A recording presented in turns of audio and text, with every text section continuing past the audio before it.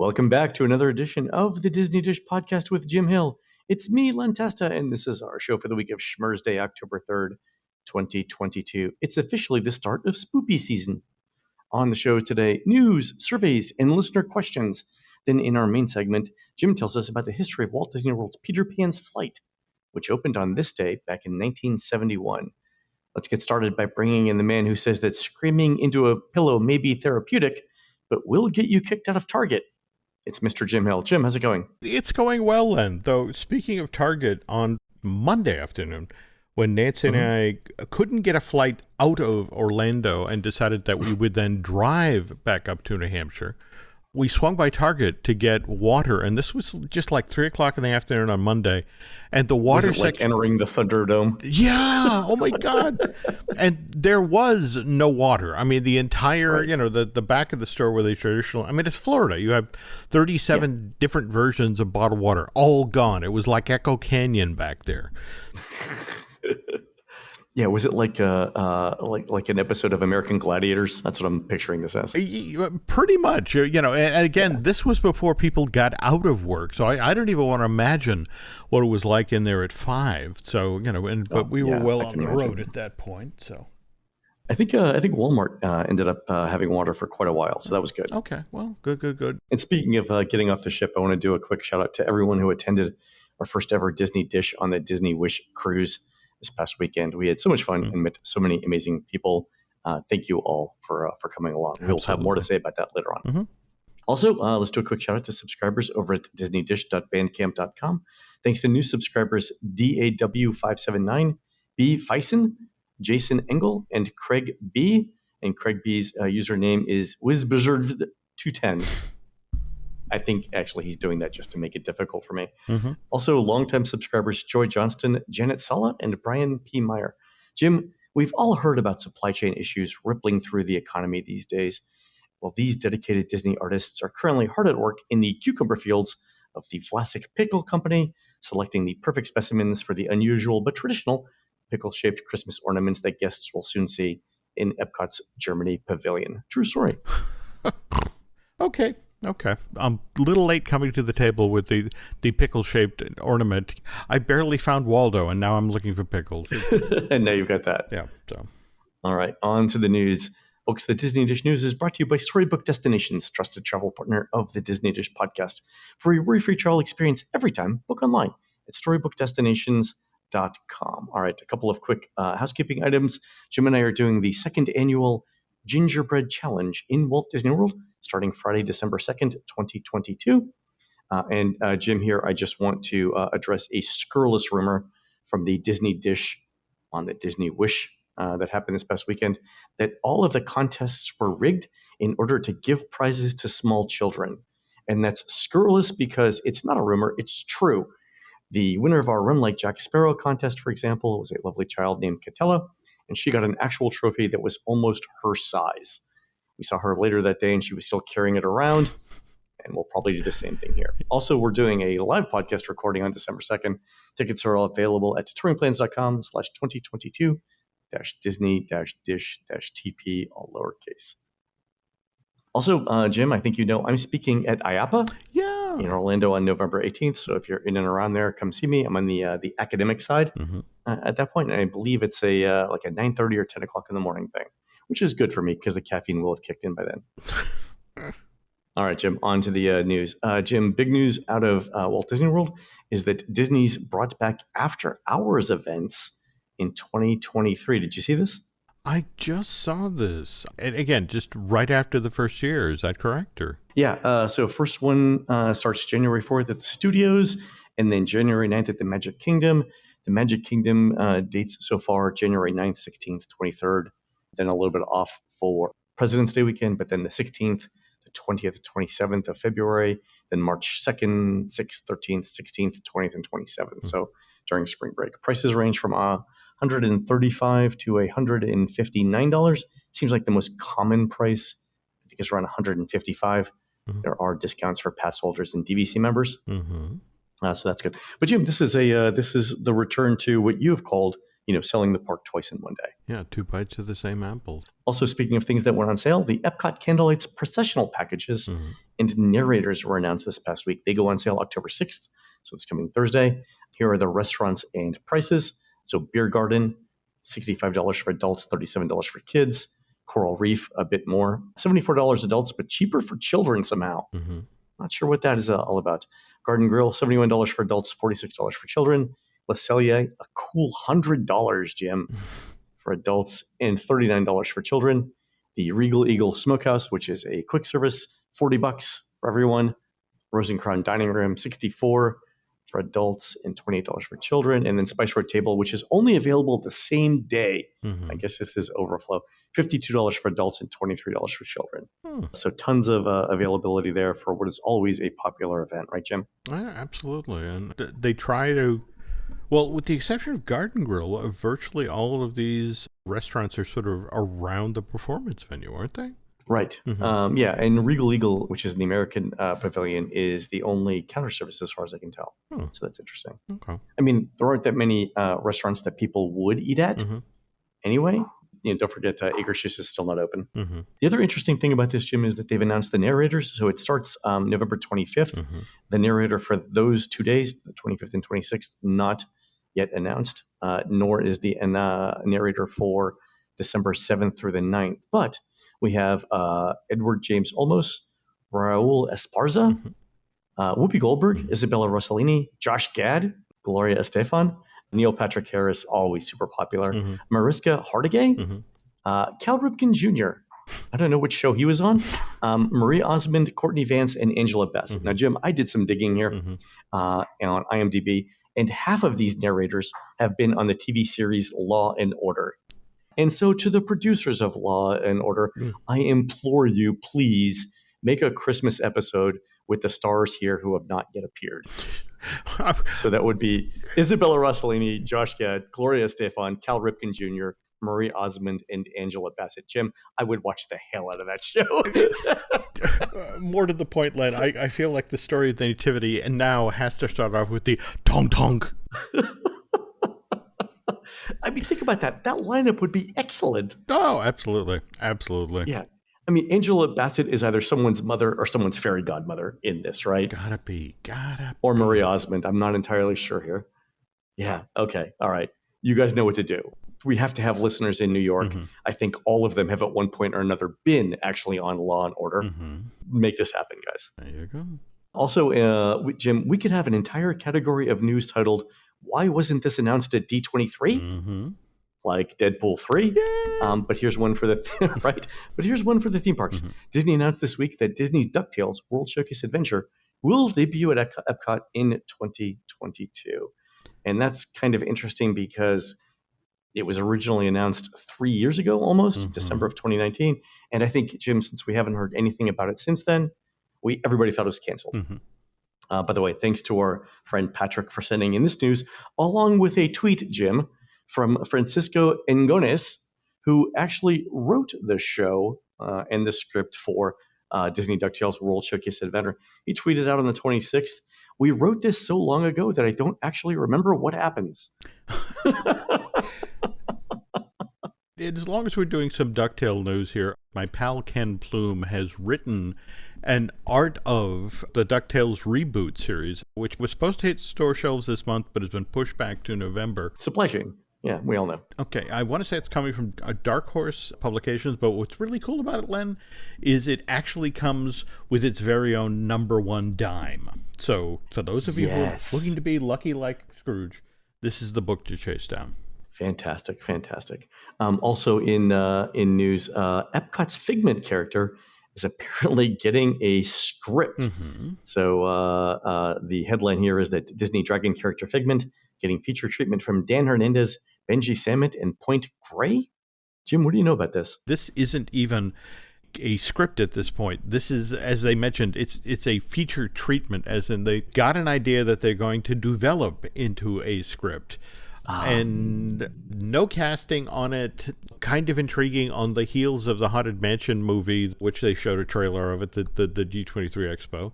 Here's another theme park IP that potentially is headed to a theater, or more likely Disney Plus, Disney some point in the Plus. future. Yeah, that's what I'm thinking. Yeah, exactly. All right, so that's something to look forward to. Yeah, but it's super preliminary, right? If we were talking A through Z, this is to the left of A. It's the squiggly mark that preceded the formation of the letter A There back in Phoenician alphabets. All right. Len, it's cuneiform writing at this point, okay? All right, fair enough. All right, Jim, let's do a couple of quick surveys. Our friend Jennifer sent in a Disney dining survey after her stay at a hotel. And it's interesting here because there are two questions that are related. Thinking about all the places where you may have consumed food and beverages on the date that Jennifer visited, where did you eat your primary meal during the breakfast period? Please think of the breakfast period as any time before 11:30 a.m. So I guess 11s is out here. But okay, the options are a non-Disney restaurant, fast food location, convenience store, etc., near Disney or my resort hotel, or in the resort hotel, rental home, RV where I was staying, in the resort, rental home, RV where I was not staying, in the car, bus, shuttle on my way to the activities I did this day, while traveling in Central Florida at an airport, a flight, in the car, or other, or I didn't eat or I skipped breakfast. So, Jim, let me ask you this question. Why do they want to know where you ate? I'm kind of intrigued, Len, by the one that's in the middle there. In the car, bus, shuttle on my way to activities? Yeah. Are you thinking that there's going to be some sort of like contemporary drive-through option now, or? I'm wondering, is this the start of, say, somebody, an official cast member or somebody, maybe a third party who suddenly appears on your bus or the monorail offering food? Like walking down like one of those cigarette girls from the 1940s? Just remember, this is the Bob Chapek version of the Walt Disney Company, where no revenue stream is left unexplored. Are we missing an opportunity here? No. I think you're exactly right that this is a survey about untapped revenue and breakfast, things like that. Because I think we all know that the primary thing on your mind in the morning is let's get to the parks as quickly as possible. Yeah. This is interesting. So the follow-up question that Jennifer sent in on this is equally interesting because Jennifer noted that she ate in the resort hotel, rental home, or RV where she was staying. So then the next question is this. Was that a restaurant in your resort hotel, a quick service location, a food or snack cart, a market or store in your room that you purchased elsewhere, in your room service, the concierge lounge, or something else? So not only did they ask, where you ate, but what kind of facility it was that you ate at. That's interesting. I wonder if they're thinking about putting more breakfast options available. But every Disney hotel has a breakfast option. But again, it's what are we leaving on the table? And if people walk out to the bus and are waiting and haven't eaten, is there something we could do there? Oh, you could do a cart there. Yeah. I mean, think about it. They have, like in the Animal Kingdom, they've got carts outside of Pandora where they serve the biscuits that you get, the breakfast biscuits that you get at Pongo Pongo in Pandora. I mean, they could do the same thing and just truck out some chicken, bacon, egg, and cheese biscuits to the bus stops at each of the resorts. There we go. And some coffee. Okay, that's not a bad idea. All right, we'll see where this goes. That's super interesting. Jim, we got a couple of listener questions. One is from Susan Albert. He says, I'm a brand new subscriber. Oh, welcome, Susan. Thank you. And a longtime listener, and I've attended one of your New York City shows. I love the episode about hurricanes. My son was in the college program during all 3 hurricanes that you mentioned. For Charlie, he was sent from Animal Kingdom where he worked to help out at Pop Century. He spent the night sleeping on a food court bench. Haven't we all, man? Haven't we all? For Francis, he was on the ride-out team at Animal Kingdom Lodge and got paid for 36 hours and was put up in the hotel. That's my kind of living. For Gene, he wasn't assigned, so he had to spend the hurricane in his apartment on call, but did help with cleanup at the Animal Kingdom. It was probably his most memorable time there. I called to see if he had listened to your podcast yet and told him what it was about. We talked about it, and it's still so clear in his mind. He can't wait to listen. Awesome. Obviously, these people are compensated for their time in the park, but this is actually a pretty dangerous job. And I don't know if this morning you've seen the photos that are coming out of the Universal Orlando Resort where Universal. I mean, Universal might be down longer than today and tomorrow. Yeah, because the Jurassic Park ride show building literally has a hole in its side right now. Yeah. early this morning, there were a number of folks, that can't be real. And then somebody came in with a photo from an entirely different angle, and it's holy crud. Yeah. And also now, Jim, since it was the Jurassic Park area, have we seen any dinosaurs walking around Orlando? We know what happened. Well, somebody pointed out just now. You understand that this is literally the story of it's the plot for Jurassic Park 7, right? Yeah, a hellacious storm blows in, knocks out power, and dinosaurs escape. So, just if you're out on iDrive, stay indoors today, folks. Nobody needs to be an hors d'oeuvre, okay? Jim, if you scroll up in the show notes, you see that I have an opening that we haven't used yet related to Jurassic Park. And it says that, let's bring in the man who points out that the size of the gates in Jurassic Park suggests that they were always planning to let the dinosaurs out. And now I can't use that. Dang. Oh, dang. Okay. All right, hold on. Deleting that now. Okay. Right. Let's go back to the shows. All right, we also got an email from Janet Sala, who's one of the Bandcamp subscribers that we thanked earlier in the show. So complete coincidence, but here it is. Janet says, a couple weeks ago, I made the sucker purchase of Magic Band Pluses for our upcoming trips. I was concerned that there were no directions on what to do enclosed in the box. So I went to My Disney Experience and managed to figure it out. But today I was recycling those Magic Band Plus boxes and noticed a couple of QR codes. I immediately felt guilty. Certainly this was the link to the online instructions, so I tried them out. The first QR code on the Magic Band box sent me to Speed Queen washer dryer parts on Google. The second QR code sent me to a link at the National Institutes of Health webpage for cattle genetics, and then a Philips LED light link. And honest to God, I didn't believe this, so I had Janet send me copies of the QR codes, and she is absolutely right. I tried them myself.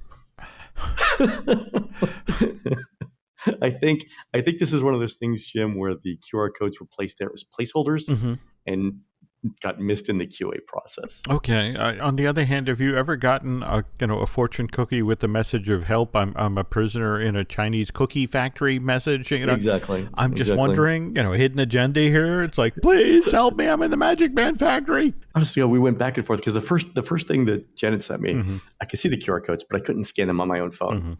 So I'm like, I need you to pull this out of the recycling bin and take pictures of this and send them to me. And the same thing happened. So never fails to disappoint, Jim. Never fails to disappoint.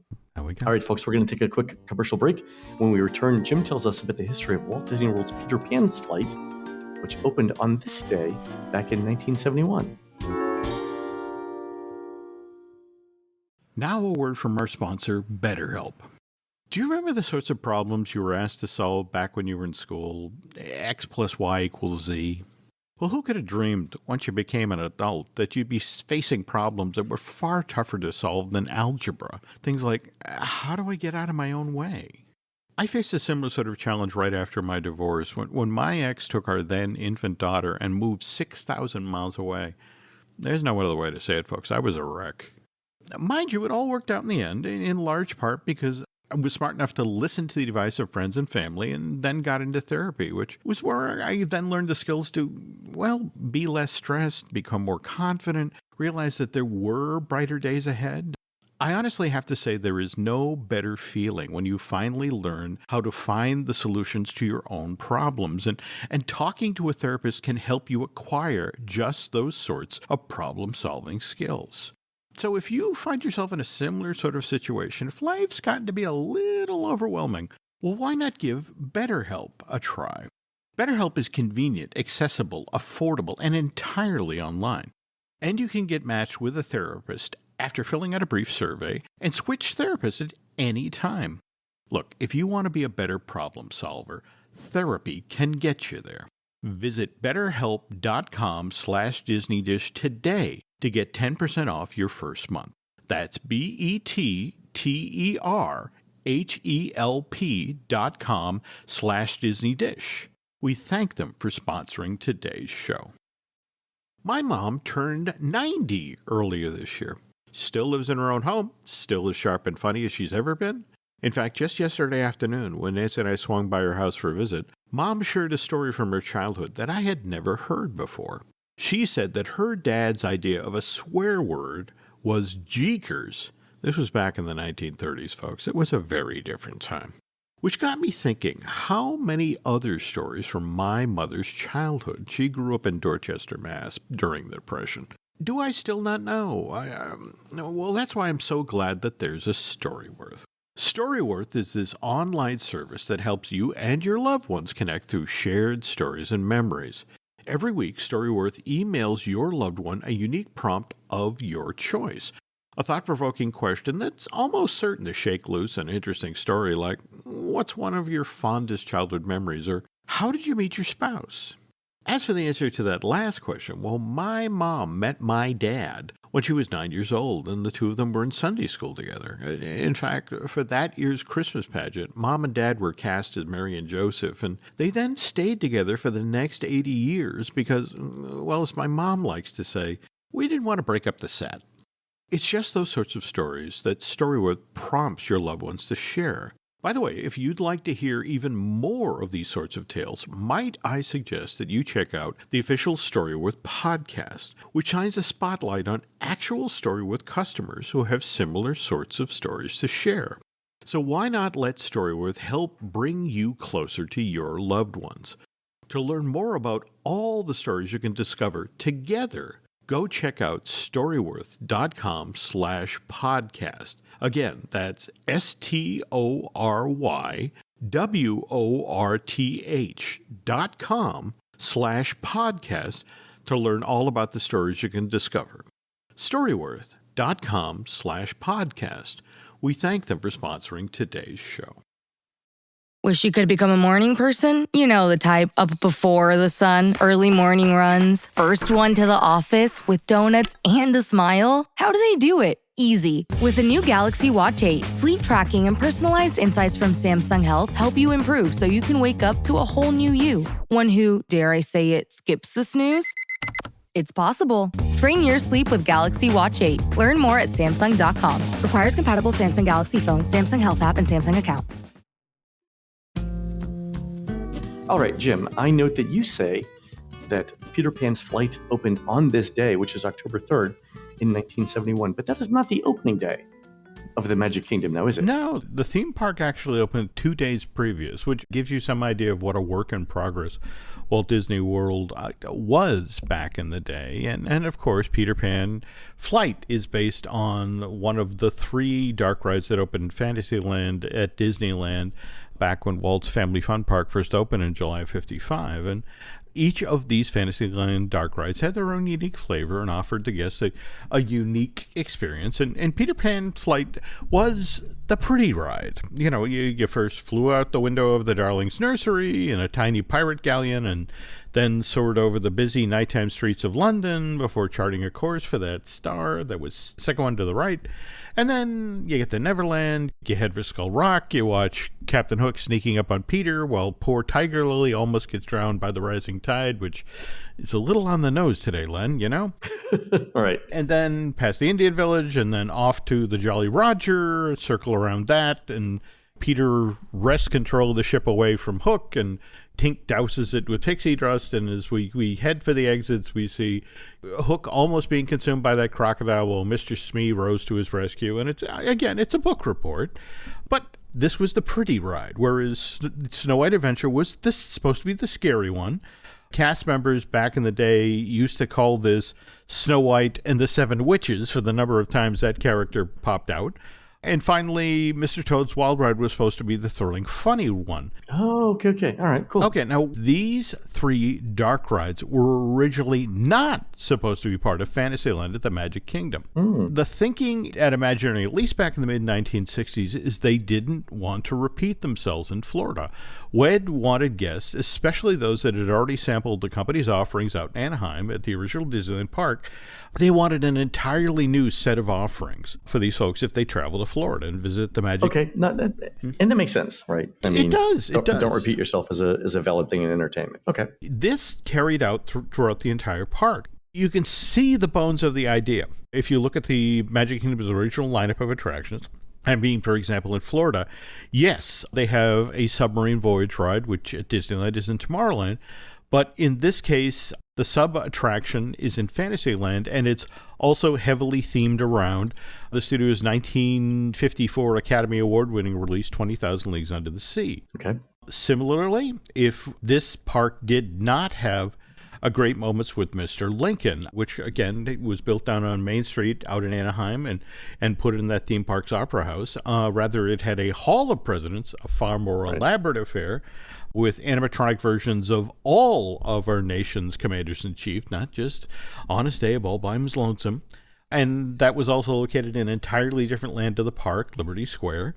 And if all had gone according to plan, Florida's Magic Kingdom wouldn't have had a Pirates of the Caribbean attraction at all. It was supposed to have Western River there we go. Expedition. Mm-hmm. Yep. Ah, nice. Interesting. Okay. And you can see the same idea carried out if you look elsewhere in the park. I mean, the Imagineers made a deliberate effort not to repeat themselves. So Disneyland has Sleeping Beauty Castle, whereas Florida's Magic Kingdom is Cinderella Castle.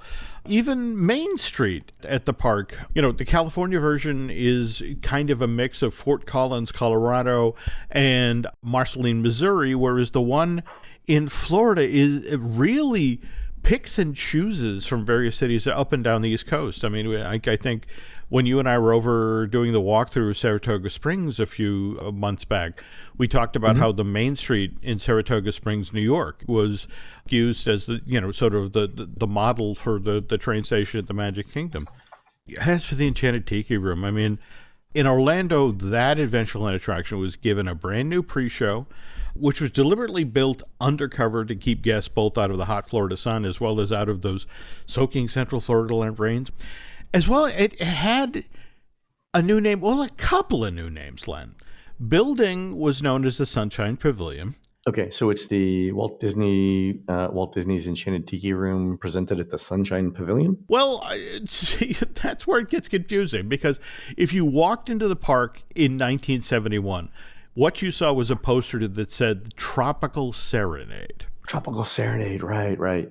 I forgot about that. I wanted to share this story from the News of Walt Disney World. This is an in-house newsletter that the company created for the thousands of construction workers who were working on site in Orlando to complete this destination resort. Is this the one that you found on eBay? Yes, recently? Yes. I scored a pile of these, and I will be sharing these stories going forward over the next couple of months or so. But so we've never heard these stories. They're crazy because it's real time, out ahead of the resort opening. I mean, for example, this issue is from June of 1971, 3 months prior to the Magic Kingdom open. I'm reading a quote from an article with a headline that says, Walt Disney World provides unique showcase for industry. One of the first organizations to sign to participate at Walt Disney World was the Florida citrus growers, who have a major attraction in the Magic Kingdom theme park in the Sunshine Pavilion. Similar to the Enchanted Tiki Room at Disneyland, it will present a musical luau starring the enchanted birds of the Sunshine State in a tropical serenade. So just that last sentence, clear that the PR team hadn't yet settled on a name. There's no actual name referenced in that blurb. No, but like I said, the poster for the park, when you went in, it said 71, said Tropical Serenade. But Park Map said, if guests wanted to see the East Coast version of Disneyland's Enchanted Tiki Room, they should head over to the Sunshine Pavilion. And to further muddy the water here, all of the transplanted Californians who had flown out to Florida to help open Walt Disney World, through sheer force of habit, ignored all of these other names and kept calling this Magic Kingdom show the Enchanted Tiki Room. We're calling it three different things, ignoring the fact that it's going to be confusing to new guests. Just choose the one you like. There we go. and we'll understand. Go see the bird show. It's over there. That's beautiful. That story goes on to say there will be a unique Sunshine Tree Terrace refreshment location in conjunction with the attraction. Florida citrus fruits and juices will be served throughout the Magic Kingdom. But it's the photo that accompanies this article that I think will intrigue Disney Dish listeners the most. And I'm going to try to get a copy of this posted and put up online, but it's the very first appearance of Orangebird. Oh, God. Is it the prototype version 1.0 of the Orangebird costume? Oh, God, Len, this costume is rough looking. I imagine it's the Jack-in-the-Box character mascot, but painted orange. Like if Anita Bryant had creative control over the Jack in the Box character and said citrus. You seriously are not wrong. It's that round head, but with the worst looking pair of footy pajamas you've ever seen in your life. This caption goes along with the photo. The Orange Bird is an example of joint marketing effort between Walt Disney World and industrial participants. The Orange Bird was created by WED Enterprises for the Florida citrus growers for use in promotional campaigns. Now, Len, this part of the Walt Disney World story just fascinates me because the Florida citrus growers were the first through the door. The first organization to effectively raise their hands after Project Florida was officially announced in November of 1965. And because of that, the Imagineers said, okay, because you were the first to offer to sponsor an attraction at Walt Disney World, we are now going to create a character for you that from this point forward, you can use in all of your print ads and commercials. Oh, God, I'm looking at the costume. Yeah. Jim, it looks like someone put the Jack in the Box head on Barney the dinosaur's body. Oh, my God, what is that? Yeah, it's a little disconcerting, but wow. But again, WED didn't do this for any of the other corporations that got in line after the Florida citrus grows. I mean, we're talking Borden, Coca-Cola, Eastern Airlines, Frito-Lay, Gulf. Yeah, they were like, yeah, we got this. We're cool. Yeah. And when you think about how ubiquitous Orange Bird is right now, you can get plush, you can get plastic toys, you can get cups. These rights must have reverted to Disney at some point. I made a point of checking out the Orange Bird stuff that we have here at the house, and at no point on it is there anything that says Florida Citrus on it. Right. So this reverted to Disney at some point. There's a story there we got to go digging on. Also, they've changed the look and the shape of the Orange Bird's face over the years because it went from like really exaggerated vertical oval eyes to much more rounded eyes, and also the beak too is there's a lot of this bird has had a lot of work done. Anyway, we start out this speech by talking about how the Imagineers wanted the Magic Kingdom to have dark rides that were different than the ones that have been built out in Disneyland. So what did they first want to build in Florida to fill those same slots? Remember, we were talking about the pretty one, the scary one, and the funny, thrilling one. Okay, pretty, scary, funny, thrilling. Okay, it's like the three plots on every Love Boat episode. Okay, go ahead. Okay, the pretty one was supposed to be the Sleeping Beauty ride. Going to key off of the Ivan Earl production design. Guests were to have traveled to a stylized storybook environment, watch Briar Rose dance with Prince Philip, then laugh as they visited the woodcutter's cottage and looked on as the good fairies bungled their attempt at celebrating Princess Aurora's 16th birthday, and then just missed the giant snapping jaws of Maleficent as a dragon. And I mean, as a pretty ride, you cannot beat those original production drawings because we saw them over at the Metropolitan Museum of Art when they did the Disney thing. Those were amazing. No, absolutely. Good. Really, really nice stuff. Killer stuff. The thrilling, funny ride was supposed to have been built around that moment from Disney's Sword in the Stone, where Merlin and Mad Madam Mim faced off in a wizard's duel. As guests traveled through this dark ride, they would have found themselves caught in the crossfire between Merlin and Mim as these two sorcerers slung spells back and forth, which would have then paid off with the end gag of the Wizard's Duel. That was the original name of that was proposed for the Fantasyland attraction. Borrowing a page from the Haunted Mansion, just before you reach the attraction's unload area, your ride vehicle was supposed to have passed this bank of mirrors, and as guests looked into the mirrors, they would have seen that their ride cars no longer contained humans. They were pigs, cows, walruses, elephants, rhinos. Oh, doing the Pepper's ghost effect. There we go. But what was great about this is just before you left the show building, you were supposed to have encountered an animatronic Merlin who would have waved his wand and says, "Oh, sorry about that. Here, let me fix that for you." And so fantastic. You would have been human again before you returned to the offload area. And as for the scary ride, Len, this is the attraction, the loss that really still upsets a lot of Disney animation fans. It was the Legend of Sleepy Hollow ride. Ooh. Your show building was supposed to have been where Peter Pan Flight is located today. In fact, what's kind of interesting, it would have allowed Liberty Square to extend its footprint up the hill from Harbor House. All right, still fits. So you board a giant hollowed out pumpkin. And you begin to move through the attraction. Now, what makes this better, and in fact, what's fascinating, because it predates Roger Rabbit's cartoon spin by 23 years. Okay. There's a wheel in the middle of the pumpkin, and you can spin it as you roll through the ride building, where periodically the headless horseman on the back of his fearsome black steed would appear and menace you. Wait, so the guests got to spin the ride? The guests got to spin the ride. Oh, so you would have to build sets that were visible both front and back. Oh, or that looked good. Yeah. Oh, so that's complicated and expensive. But man, so it's like Mad Tea Party on a track. There we go. But in a pumpkin. So why didn't we get these 3 different Fantasyland attractions? Well, as the original projected cost of building Walt Disney World effectively doubled from the $100 million that was originally announced in November of '65 to $2 million $200 million in the spring of '67. Roy O. Disney, Walt's brother, who effectively picked up the reins on Project Florida after Walt passed in December of '66, asked the Imagineers, was there anything they could do to reduce the overall cost of building Project Florida? Because Walt Disney Productions, publicly held company, and Roy felt an obligation to shareholders. And following Roy O's orders, the Imagineers scrapped their plans for designing and then building 3 brand new dark rides for Florida's version of Fantasyland, opting instead to revert to the tried and true Peter Pan flight, Snow White's Scary Adventure, and Mr. Toad's Wild Ride from Disneyland.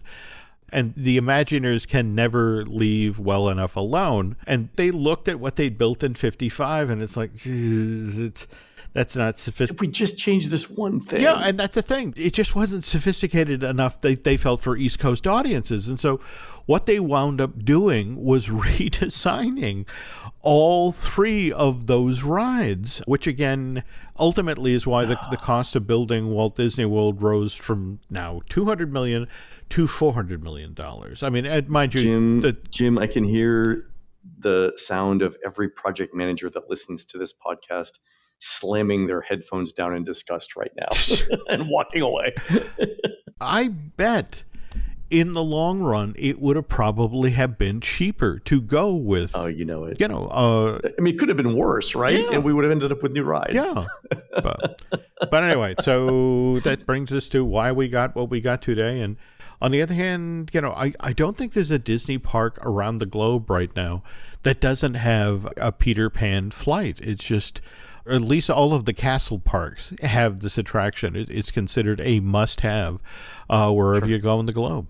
Yeah, I mean, we've talked about this on the show before, but it's one of the classic secondary attractions. Oh yeah, in every Disney theme park, right? It's not the thing they're going to go to first. That's going to be Seven Dwarfs Mine Train or Space Mountain or whatever. But it's one of those things that you have to get to next because it's so popular. Lines are going to build up quickly, so it's like top tier of the secondary attractions in any Disney theme park. It's an interesting story, Jim. I cannot wait to hear more stories from this cache of new material that you got. Lots of good stuff here in this pile. Awesome. All right, cool. That's going to do it for the Disney Dish show today, folks. You can help support our show and Jim Hill Media by subscribing over at disneydish.bandcamp.com, where you'll find exclusive shows never before heard on iTunes. Several new Bandcamp exclusives are available, including the one we just recorded on the Disney Wish on the history of Disney's Pirates of the Caribbean attraction. So, funny story, we did this show on the Disney Wish in the Luna Auditorium in the middle of the ship, and the sides of that auditorium are open to guests who are walking by on their way somewhere else. And we heard after our show that guests were asking Disney, why wasn't this thing on the Navigator app? And when are these guys doing it again? So I thought that was a hoot. I agree. You can find more of Jim at jimhillmedia.com and more of me, Len, at touringplans.com. We're produced fabulously by Aaron Adams, who'll be reading from great-great-great-grandpappy Ringo Adams' sonnet titled, You've Rustled My Heart Like a Herd of Holsteins, at the 2022 Choctaw Cowboy Poet Gathering around 4 p.m. on Saturday, October 8th at the Choctaw Auditorium at Gensendander Park. Honestly, Jim, I think they make these names to make it difficult for me. In beautiful downtown Waxahachie, Texas. While Aaron's doing that, please go into iTunes and rate our show and tell us what you'd like to hear next. A quick note to listener Brandon B1234. Please email me to claim your Disney Dish t-shirt for leaving a review last week on iTunes. And thanks to everyone who wrote those reviews. We'll be doing another drawing real soon, so keep them coming. For Jim, this is Len. We'll see you on the next show. This episode is brought to you by 20th Century Studios' new film, Springsteen, Deliver Me From Nowhere, starring Golden Globe winner Jeremy Allen White and Academy Award nominee Jeremy Strong. Scott Cooper, the director of the Academy Award-winning movie Crazy Heart, brings you the story of the most pivotal chapter in the life of an icon, Springsteen, Deliver Me From Nowhere. Only in theaters October 24th. Get your tickets now.